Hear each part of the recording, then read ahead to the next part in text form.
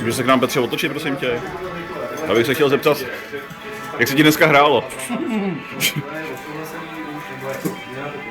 Výborně. Jo. A hodil jsi necelých 300, jak to hodnotíš dneska?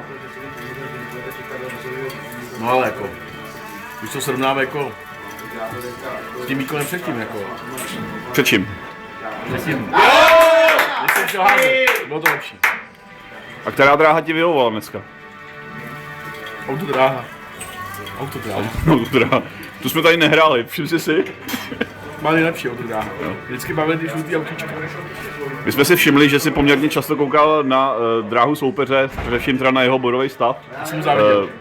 Máš tomu nějaký logické vysvětlení, když máš jasné instrukce od trenéra o tom, že nemáš sledovat zápas soupeře, ale svůj? Já jsem mu záviděl. No to je pochopitelný při těch bodových rozdílech, ale proč si porušil příkaz trenéra? Já jsem neporušoval, já jsem se instinktivně porušoval. Jo. A na co se budeš soustředit při příštím zápase?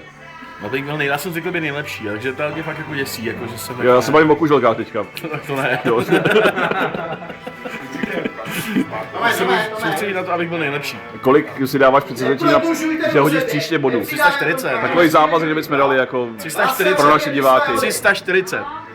Tak jo, děkujeme a přejeme hodně štěstí. Taky děkuju. Vyhoďte někdo to